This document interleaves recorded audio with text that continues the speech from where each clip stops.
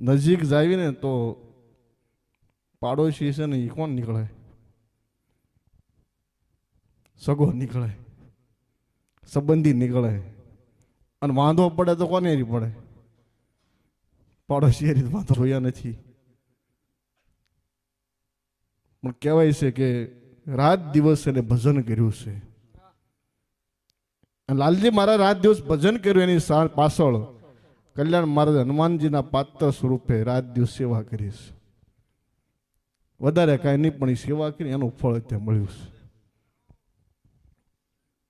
એની માટે એટલા જ શબ્દો છે કે પોતાના હોય પોતાના થતા નથી, થાય એને હાસવા પડે છે. પણ આ પારકાને પોતાના કરવાની બોઘરું છે. અને પારકા પોતાના ક્યારે થાય? તો સંતો મહાપુરુષો કીધું છે કે જ્યારે કોઈ પારકો એના હૃદયમાં જ્યારે બેસી જાય ને તારે પોતે પોતાનો થાય. પણ આવા હૃદયની અંદર બેસવા માટે આ જગતમાં કોઈ જીવાત્મા હોય એની પ્રત્યે રાગ, દેશ, ઈર્ષ્યા કે નાના કે મોટાના કોઈ ભેદભાવ ન હોય. અને મારે કીધું કે સમદ્રષ્ટિ થઈ જાય,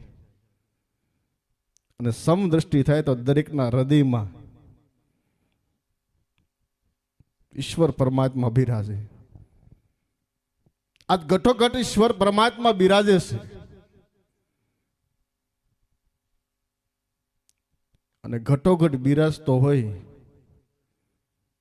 તો પોતાના ઘટમાં બોલે કે ન બોલે?